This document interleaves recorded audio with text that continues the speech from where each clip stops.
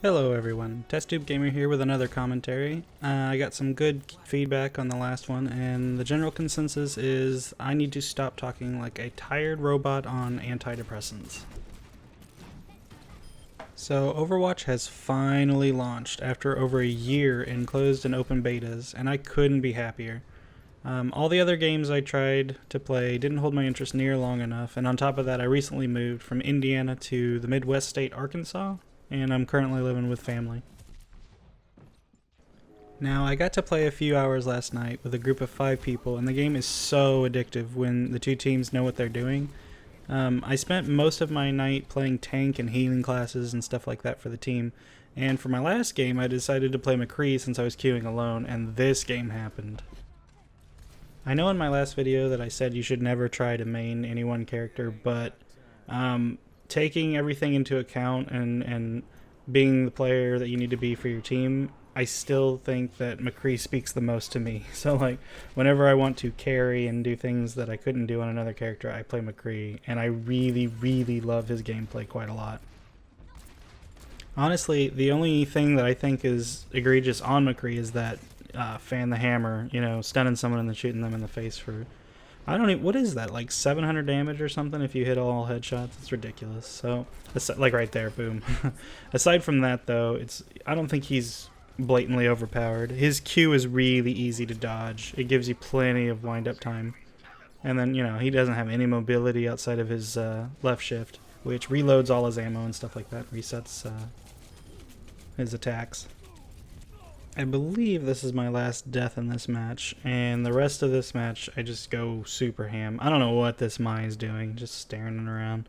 But anyway, here I try to take an approach where I'm going to stay on the outskirts and snipe more effectively and try to pick people off. I think I end up with like 20 solo kill eliminations in this match, and it's because I constantly stayed away from the team so that I could snipe and just rely on health packs and things like that, which I highly advise you going into a private lobby and just searching the maps, or even if you're doing skirmishes or whatever, search the maps and find all the health packs as quickly as you can, because the sooner you learn all that, the quicker you'll become more effective as being a lone wolf, which I guess is not even the best tactic to play in this game, but I'm telling you, that's how I love to play. I love doing that. And this video is a very good, illustration of how to do that. I have to say, this game is interesting so far because it plays so insanely different when you solo queue versus having a full team. And since it's so early, it's difficult to tell, but we might have a scenario where everyone learns a meta and sticks to it, like they do in games like Dota or League of Legends, but as for now, it's like the Wild West. From what limited pro level games I've seen, you see a lot of Winstons, McCrees, Soldiers, and Tracers, but like it's been said so many times, the game forces people to adapt to pull out a victory, and sticking to one thing really doesn't work for very long. Here in this fight, I wasn't sure I could land a stun grenade on Tracer, so I opted to deal whatever damage I could to her and waited near the closest health pack I knew she would attempt to use. So that was all premeditated. I don't know what is healing this Pharah, but I feel like I put, I don't know, let's see, 1, 2, and 3, 4, and then she still has health in this little hallway, but I get her at the end. I don't know how she stayed up for that long. I felt like I shot her like 5 times. Anyway, sticking to the plan, I was going to try to circle around as soon as I get an opening, so I go for an ult to see if I can pick anyone off, get Tracer, and immediately move in to start going around for the flank. So I see my team moving towards the objective, which is perfect. I want to top up on heals, make sure I'm full health. I go ahead and get the flank on. They don't even know I'm here. I want to kill the Widow and stun her. I didn't want her to have any chance of getting away. I wanted to do away with her as quick as possible. And then I noticed this portal, so I take that out, and it's open season after this. They don't even know I'm here, so I wipe them all out. Keep them off the objective. Get out of here.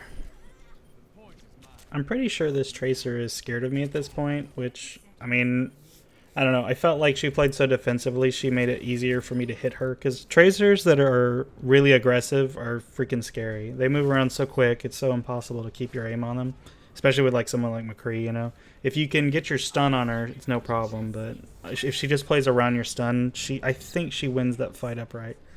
So we get the point.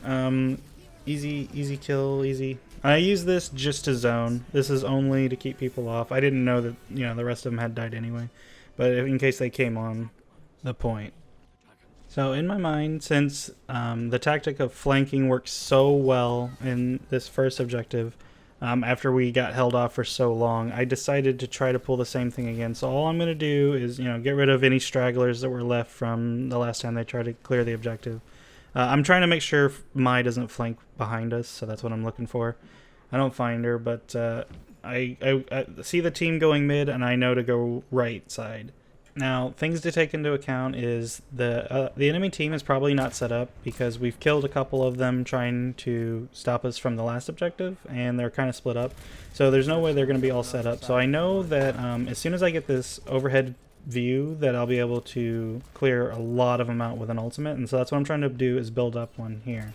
So she foolishly tries to take a fight against McCree, and all I do is wait for cooldowns, and I get her out of her suit, and then I know as soon as that stun grenade comes up I was going to kill her, because there's just no way she was going to do enough damage to take me down before I could do that, which is the power of McCree. This is why people hate McCree, but I love him.